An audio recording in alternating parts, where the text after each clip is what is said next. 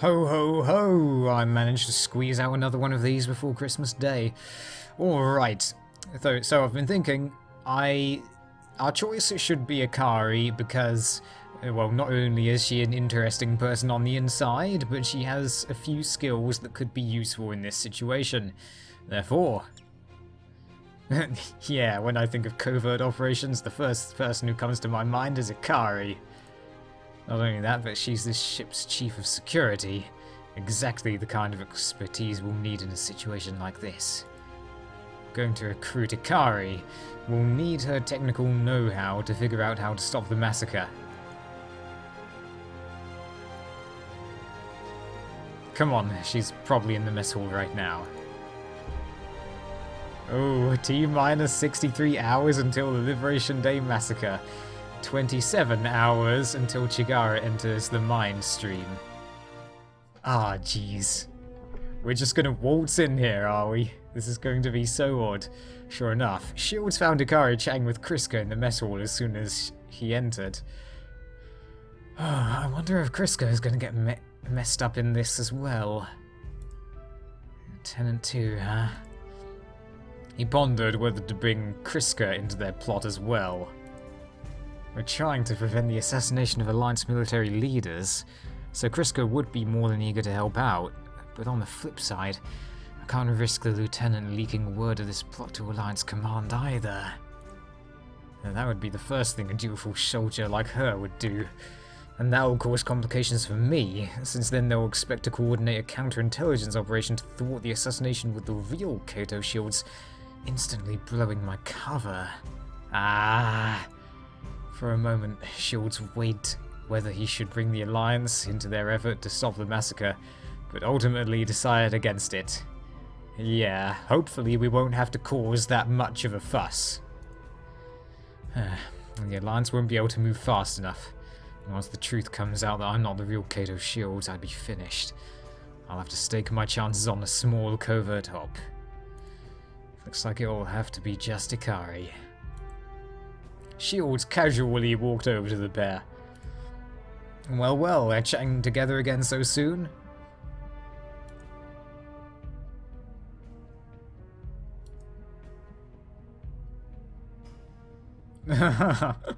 Oh boy, do we ever. He leaned in close to Icari and whispered into her ear. Sorry to cut your date short, but I need your help.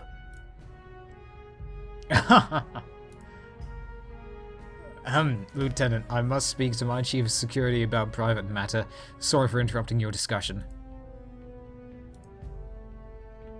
Kriska, being the perfect soldier she was, stood upright without hesitation and walked out of the mess hall. Excellent.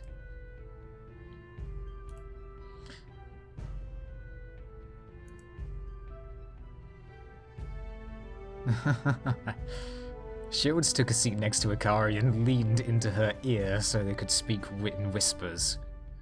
We've got a problem. It threatens the security of this ship. No, more like the security of the entire galaxy. The Doc and I have discovered our chief engineer is a prototype.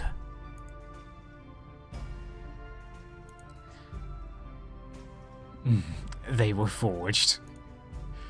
Sorry, that was just a lie we made to make the prototypes think they've still got us fooled. In reality, Chikara is a spy who's been programmed to assassinate every Alliance military leader gathered at the victory celebration if we successfully liberate Sarah. Kind of like the prototype's insurance policy. We've got 3 days to stop her before it's too late.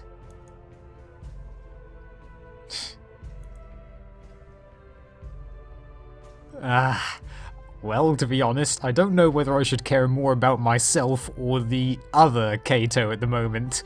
How am I even supposed to feel about that?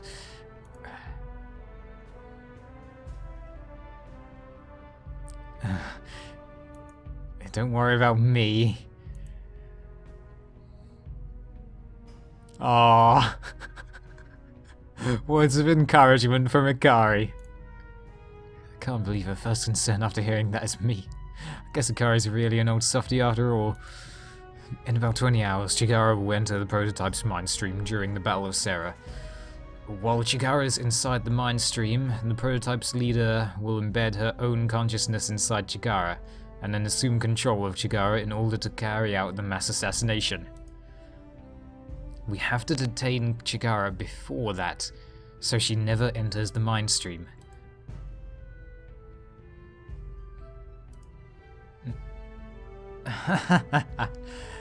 Well, do you want to know? As expected of Icari, looks like her experience as a mercenary wasn't for nothing. Alright, you're gonna have a tough time believing me. But I really am from the future. Everything I've just laid out, I've experienced firsthand. Chigara really will enter the mind stream in about 20 hours, and she will be mind-controlled by the leader of the prototypes. And she really will assassinate the Alliance's top military leaders.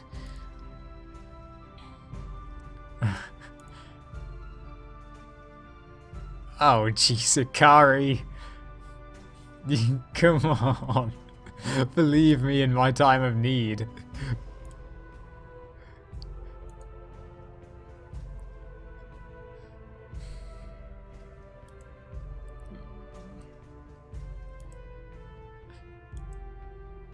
Yeah.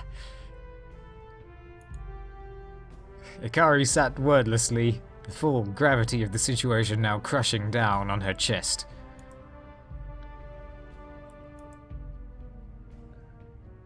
I don't think that's really important. Just a look to your left. Right. My left, your right. Shows pointed to Claude sitting across from the table. She waved back. Icari grabbed him by his shoulders and stared into his face.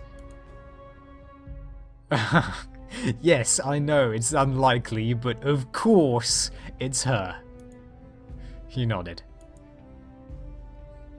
Oh.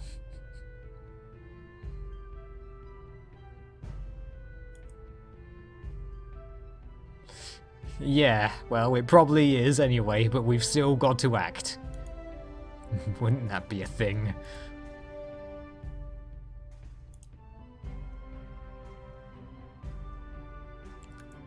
You'd have to ask her, because I'm not aware of the details myself.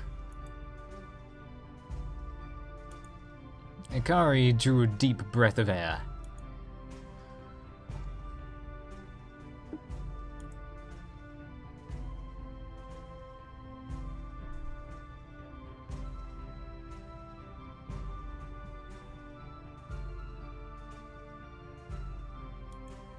Icari held out her hand.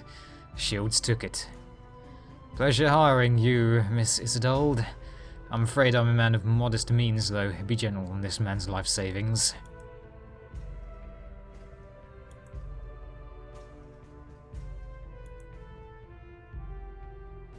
Uh-oh. Before Icari could make another move, the klaxon sounded. Oh boy.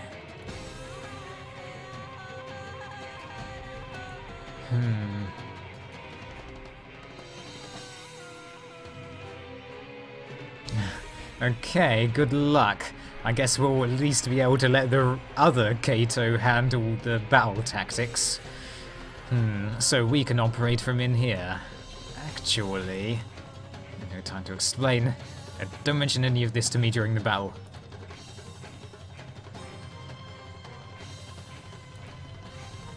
Yeah. We didn't explain to her the most important part. That there's two of us.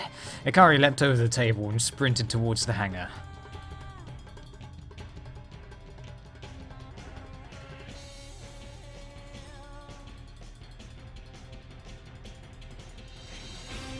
Alright, let's go. Shield's recollection was coming back. It was about this time when the Pact fleet advanced, choosing to launch a frontal attack using their riders to decimate the Alliance's shield cruisers, so their battleships could whittle down the Alliance fleet from a distance using laser attacks. Everything was happening exactly as same as before. Oh, what? Never mind. He heard Ava's voice over the ship-wide intercom.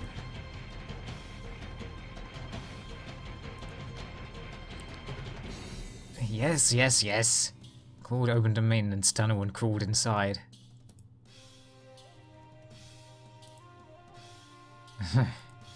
Despite knowing that another Kayto Shields was no doubt rushing to the bridge right now, he couldn't help but feel like a pathetic coward, crawling inside a maintenance tunnel to hide through the battle.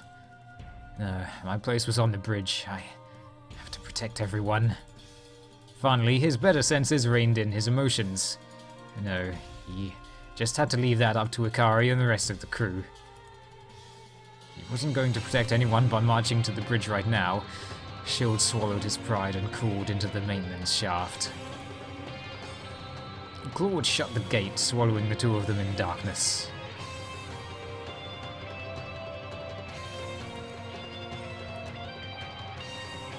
All Shields could hear was the pounding of his heart.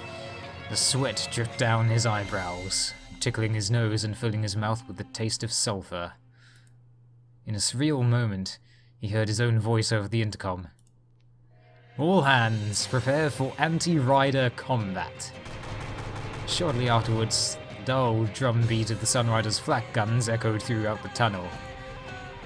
The hull creaked as shrapnel from intercepted missiles harmlessly bounced off the ship's armor. Every passing moment felt like torture.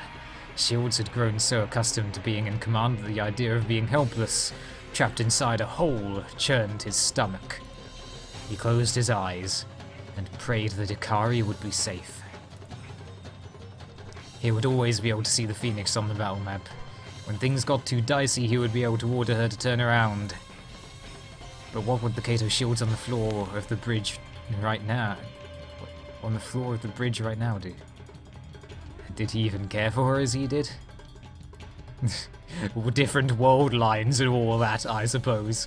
Suddenly, Ava's shrill voice on the intercom broke his thoughts. Shrill? Oh boy. The Shield did his best to grip the walls of the tunnel, but was still thrown completely to flat on his face against the massive shockwave. I have a feeling that this was not spell-checked quite as well as the main game. The tunnel bent and fuses burst, covering him with sparks. He knew this sensation. A hit that size could only mean that a packed battleship's quantum torpedo has gotten past their flak net and scored a direct hit.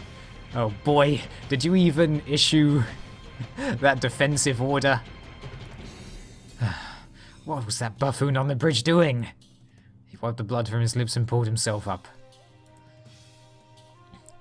Smoke seeped in from the gate, meaning that the hallway outside was now on fire. Shields cautiously opened the gate by a sliver and peeked outside, only to come face to face with a raging inferno. Crewmen pulled flame-retardant hoses from the walls and struggled to put out the fire.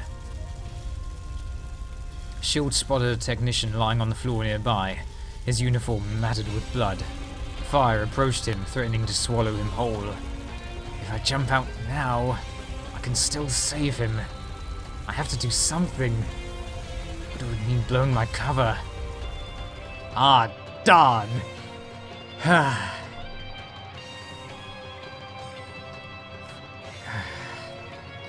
Ah, darn. This is gonna be a tough choice. Perhaps in the confusion, people won't notice us. Perhaps look. No one gets left like that. We're going to save him. That's... I'm still the captain of this ship. I can't hide in this hole like a coward when my crewmen are risking their lives out there. With that, Shields pushed the gate open and left the tunnel. I'm not going to let a member of this ship die. Ignoring Claude's protests, Shield pulled the hose from the wall and batted the flames which were fast approaching the wounded technician. When Shields finally reached him, he knelt down and checked his vitals. Still alive. Good. Shields hoisted the technician up and carried him towards the other crew. Oh boy. Oh boy, they noticed alright. A deckhand's eyes widened in shock as the captain of the ship emerged from the flames and passed him an unconscious crewman. Make sure he gets to sickbay. That's an order, sailor. The deckhand's training took control and he snapped to attention. Shields gritted his teeth. He had to lead the damage control operations here. Without warning, the ship shook again. This time, he heard the sound of a mechanical soaring, as if something was cutting through the hull of the ship. What the... What? Suddenly, the ceiling gave way, and a hunter drone dropped down, spraying the hall with bullets. The shields barely had time to take cover behind some debris as 2 crewmen were cut down by bullets before his very eyes. Hunter drones... What? How? The arrival of the hunter drone triggered another memory. Oh, he couldn't afford to get distracted here. He'd received some instruction about invasion drones during his training, but had figured they saw limited practical applications after never encountering one on the field. Indeed, this was the first time he had ever seen them deployed during ship-to-ship operations. No one ever told us this would happen. This just makes my life that much more complicated. If I don't do something here, then that drone's going to massacre everyone on this deck. But right now, I'm totally unarmed. Shields looked around and saw a pistol lying beside a fallen crewman. It would take far more than that to down a mechanized hunter drone, but it was something. Ah, done. Well, tough choices abound.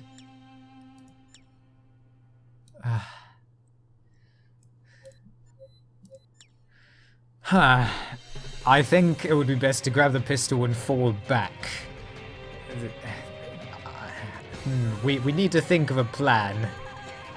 No matter how he considered his tactical scenario, a group of crewmen and a captain armed with nothing but pistols were no match for a mechanical hunter drone.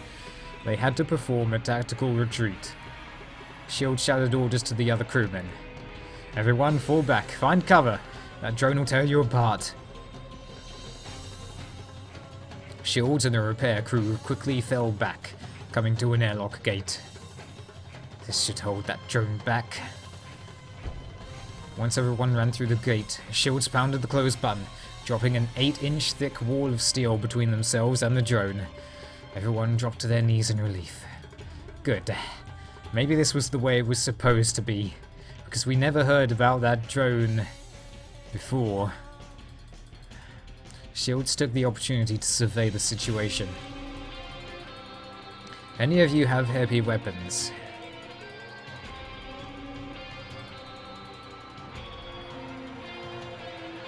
Oh man, the closest town is 300 meters from here. Come on, let's go. Just as Shields spoke those words, an ear-shattering explosion shook the airlock. The steel gate dented inwards as if it had just been pounded by a titan. The drone was still armed with an anti-armor cannon. This gate wasn't going to hold it forever. Come on everyone, move, move, move! The crewmen and Shields ran as fast as their feet would carry them away from the gate, but it was too late. With another chest-bursting explosion, the reinforced steel gate burst behind them in a massive fireball. Duck and cover! Shields slammed a young repairman who looked fresh out of school against the wall just as the drone sprayed the hall with lead. He looked around. Was this their end? If only they had a grenade or something. Huh? Suddenly he saw Claude running down the hall with an enormous bazooka over her shoulder. That's the way! Shields peppered the drone with small arms fire, drawing its attention away from Claude. Claude knelt down one knee to stabilize the bazooka and took aim. Yeah, I was just about to say that. Thanks for saying it so I don't have to. The rocket shot out from the front of the bazooka, the recoil knocking Claude flat on her back. And missed the drone spectacularly, digging a massive cavity into the ceiling of the hallway. I always knew you were an idiot. Shields hissed through his teeth. You idiot! That's why you're never armed. And just then, a massive steel beam fell from the ceiling thanks to the force of the rocket's explosion and pinned the drone down. All according to Keikaku. Shields took the opening to a roll where Claude was lying on the floor and picked up the bazooka. You took aim and scored a direct hit on the drone's control tower. Because we can't let anyone but the captain do that. With a satisfying explosion, the drone's brain burst, spewing fire and steel in every direction. The husk of the now dead mechanical beast finally lost power and went limp. With an enormous exhale, Shields dropped the bazooka to his side. The other crewmen poked their heads out from cover in disbelief. Slowly, their expressions turned from white terror to exhilaration. Oh boy. This was not how it was supposed to happen at all, but if we didn't act, I doubt we would have been able to save anyone at all. Shield suddenly realized that the crewman chanting his name in the hallway may not be in his best interest. He looked around, now searching for the best way to beat a hasty exit. I should go. Good work, Fire Crew C.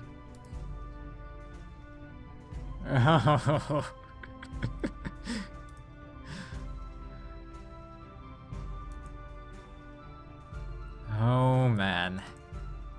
Oh man. Shields and Claude beat it, while the crewmen laughed amongst themselves. He looked back.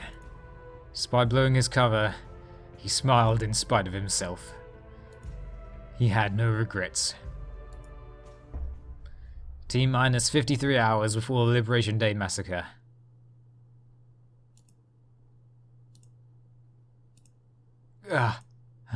Shields had enough of this nightmarish situation.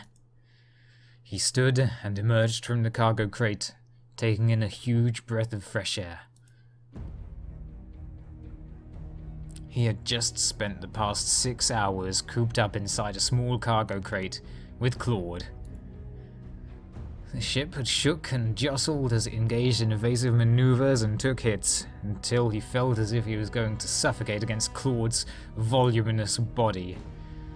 For what seemed like an eternity, he suffered indignity after indignity, while Claude seemed to thoroughly enjoy every moment of his suffering. Yeah, she definitely did this mainly for her own amusement.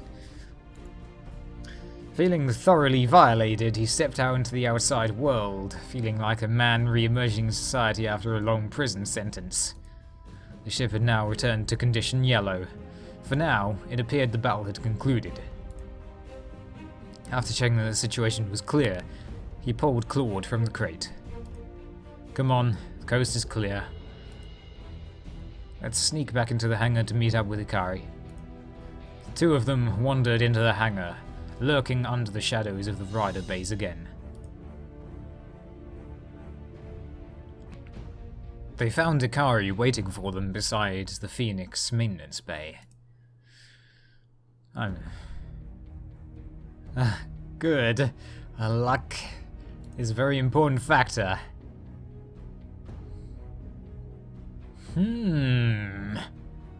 Wait, what about the other Claude? Is there only one Claude in existence at once, or... well, you know what I mean. Shields remembered what Icari was talking about. During the battle, the Liberty's shoulder maneuvering valve had fractured, sending it into an uncontrollable spin. While Chigara wasn't injured, his past self sent her to the sickbay to be on the safe side. The only problem is that Icari thinks I just saw all of this happening from the bridge thanks to my prior explanation getting cut off by battle. You gonna bother explaining, Kayto? Alright. I couldn't finish explaining the mission to you because of the interruption. And the real situation's actually more complicated. I'm actually not the only Kayto Shields in this universe. My old self is still acting as the captain of the ship right now, and he's convinced himself that Chigara is his most trusted partner. Honestly, if I were the captain right now, I would have already detained Chigara myself. But the reality is that I can't afford to blow my cover, or else the other Kayto Shields will most likely throw me into the brig.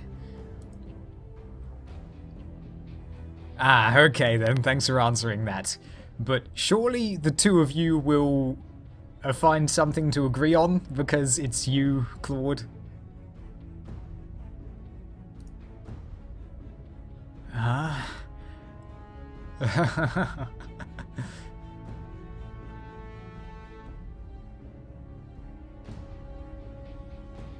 Loony doctor. Wow.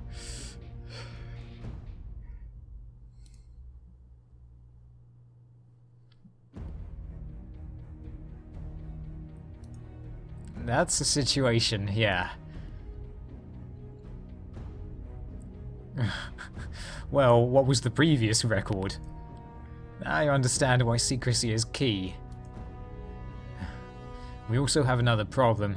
We can't just kidnap Chigara and expect the battle tomorrow to play out the same way as it did in my timeline. In fact, I haven't told you why Chigara enters the prototype's mind stream yet. No, I think Chigara isn't even aware herself that she'll be used as a pawn in the prototype's plans. The Pact forces, under Fontana's command, scheduled to reinforce the combined fleet tomorrow, actually have been sabotaged by the prototypes.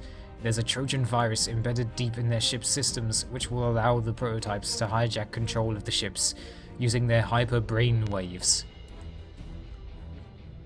Chigara will enter the prototype's mind stream, attempting to disrupt their control over Fontana's ships. However, during that time, the leader of the prototypes will embed herself into Chigara's mind, allowing her to assume control of Chigara during the award ceremony, even after she is defeated. I honestly don't know the details of how the prototype's mind stream work, but from what I've heard from Lin, their bodies can be controlled by their leaders at any time. Although the prototype being controlled can resist to a certain degree as well, with a strong enough force of will.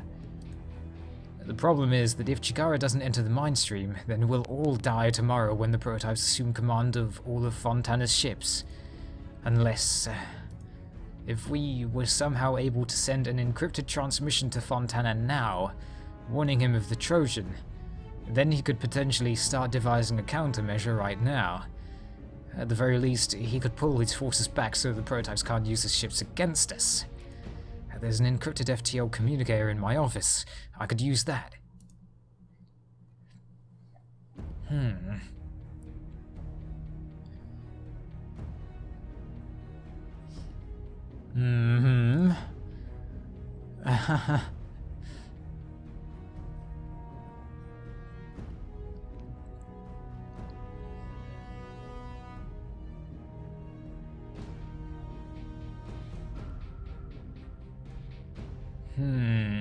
Yeah, he definitely will. Oh, man.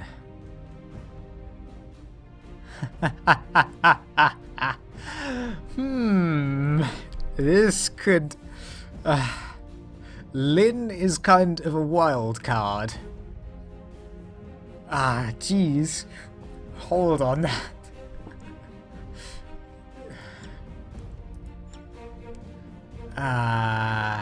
Okay. Let's... Okay, we're actually going to leave it here for now. But let's think if... I don't think it would be a good idea to kidnap Chigara as soon as possible. I mean, we have to wait for the right moment.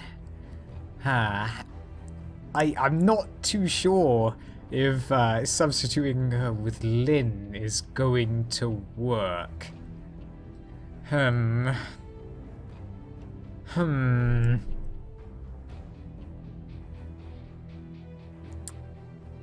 No, won't they notice someone escaping from the brig? We're stuck between two hard choices. This is going to be interesting. Well, let me know what you think, as it will be likely be a bit of time before we get around to actually choosing, but until then... Thank goodness we don't have limited time to do this. Make a choice, I mean. Alright, for now, bye-bye, and happy holidays.